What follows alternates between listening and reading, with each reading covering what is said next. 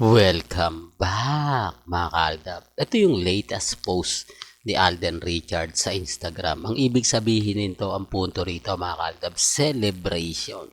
Di po ba? Dahil nga po may bagong blessing na naman dumating kay Alden Richards. Yan naman po yung kagandahan nyo dito po sa channel ni Mr. Destiny. Lahat po ng mga gusto nyong mapanood, mapakinggan, patungkol po kay Lamengay, kay Alden at sa Aldab,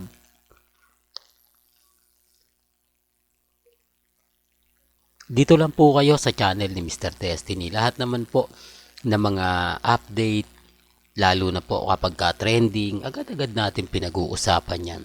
Agad-agad natin yang binibigyan o tinatalakay. Gaya nga po na kumakalat na tigil na nga po daw ang mga edited picture sa Sarsuela. Magandang balita yan, di po ba? Na bibihira na lang sila mag-post ng mga edited. Kasi sabi ko nga po sa inyo, si Mengay naman at si Congressman Arjo naman po ang tinatamaan, di po ba? Marami tuloy yung mga kongresista nagsasabi na papaanong naandyan si Congressman kasama namin yan. Di po ba? At yung mga taong nakakakita. Kaya yung iba po hindi na rin naniniwala. Kaya yung mga post, bihira nyo na lang pong makita.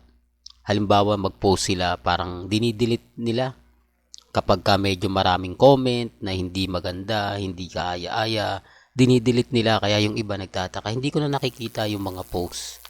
Diba? Sinasabi ko lang po ito para lang po sa kaalaman ng lahat. Sinasabi ko lang po ito para lang po sa mga taong dumadaan at bumibisita sa channel natin. Ang dami naman po kasi mga tanong na talagang mapapaisip ka. Hindi po ba gaya nga po ng baby shower ni Maha Salvador, na kung titignan nyo mga kaaldab, parang may mali. Hindi po ba na kung titignan nyo, parang hindi ata tama. Sinasabi ko lang po ito para lang klaro. Sinasabi ko lang po ito para lang po sa mga dumadaan at sa mga bumibisita. Marami po kasi mga photos ang kumakalat na si Mengay at si yung isang kasamahan daw po ni Rambo ay nagpa-picture kay May. Napakarami po raw photos. Ngayon sigurado tayo kahit low na yon, ayaw na rin po na isama si Congressman Arjo. Kaya nga sabi ko sa inyo, kung naandun talaga literal si Congressman Arjo, sa tingin nyo po ba palalagpasin yung mga bagay na ganyan? Di po ba? Simple lang, siyempre hindi. Kaya kung ano man po yung sinasabi nila, tama naman po yun. Yung mga nagtatanong, yung mga nagko-komento na may punto naman yung mga sinasabi ni Mr. Destiny. Kasi bakit ba laging bitin? Bakit pa laging mga ganyan? Hindi mo makakompleto. Di po ba? Ang ibig kong sabihin nga po, simula't simula na may kita. Kaya nga sabi ko sa inyo sa channel ni Mr. Destiny, napakaraming ganap, napakaraming update. Kaya lang siyempre may mga bagay-bagay nga po na mahirap nga po talagang ikwento. Lalo na nga po kapag tayo ang nagbibigay ng balita. Magiging bitter lang po talaga tayo. Ang hindi lang po nila matanggap, ang hindi lang po nila magawang ganito ganyan. Di po ba? Kaya nga po ako relax na relax lang. Kaya nga po kita nyo hindi ako basta-basta nagpapatinag. Lalo na nga po kapag ang pinag-uusapan natin ang real life couple. Ako naman po, kung ano lang naman po yung latest, kung ano lang naman po yung trending, doon lang naman po tayo. Sa mga nagsasabi na hindi, Mr. Destiny, fake news ka. Lahat ng sinasabi mo hindi totoo. Bitter lang po talaga sila. Hindi lang po talaga nila matanggap na may mga bagay-bagay po na binabasag po natin. Totoo naman po hindi sila makapag-post ng maganda.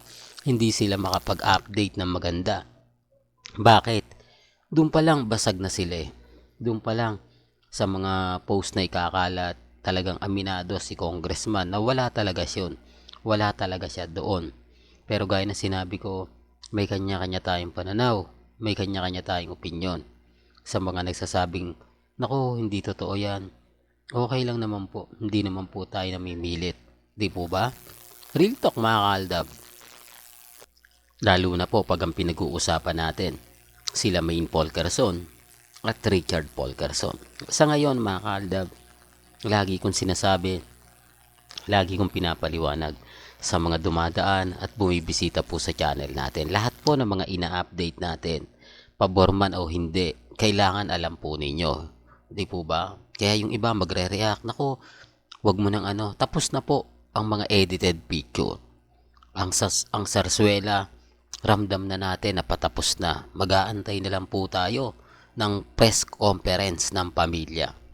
Hindi po ba? Para magkaalaman na. Yun naman po yung gusto natin eh. Yun naman po yung kumbaga pinapaliwanag natin. May mga bagay-bagay po na gaya nga po ng sinasabi natin, si Alden Richards kapag nagla-live, mararamdaman mo na yung presensya ng Aldab. Ramdam mo na yung mga senaryo na kumakalat, senaryo ng mga nagsasabing, nararamdaman na namin Mr. Destiny, kaya konting tiis na lang, darating yung mga bagay-bagay na keso ganito, keso ganon. Sa dami po kasi ng mga kumakalat sa Instagram, sa Twitter, sa Facebook, hindi mo na alam kung sino yung paniniwalaan mo.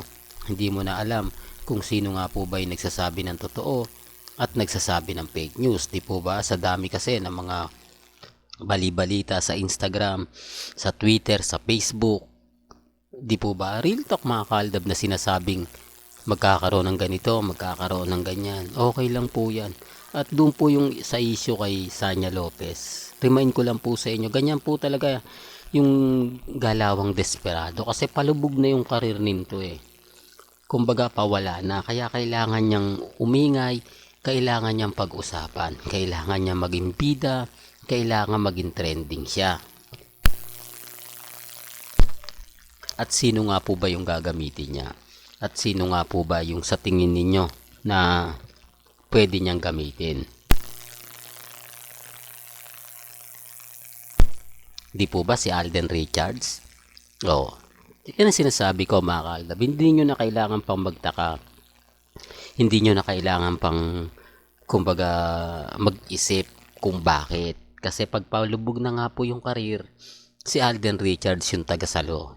Si Alden Richards, kaya nga po hindi siya mawala-wala sa GMA Kaya hindi siya pinapayagan na mag-freelancer na lang. Kaya pinipilit siya dahil siya nga po raw ang mag-aangat sa mga artista ng GMA Kapuso. Napakarami kayang artista ng GMA Kapuso na galing po mismo sa ABS-CBN. Hindi na po nila magawan pa ng palabas dahil kumbaga laging ibig kong sabihin hindi gaano tinatangkilik.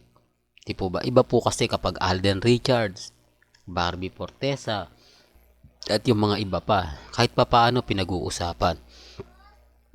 Kahit pa paano nagtitrending. Yung sinasabi ko mga kaaldab, nakakaiba sa mga napapanood ninyo, sa mga nakikita ninyo. Kaya normal lang po yan. Ang kagandahan lang naman po rito, wala na po tayong makikitang mga hindi maganda, hindi kaaya-aya, lalo na po ng mga edited picture na pinapakita nila. Hindi po ba? Sa ngayon mga kaaldab, sina Bossing, Henyo Master Joey De Leon, Tito Sen at ibang legit diver cards, hindi tayo binabasag.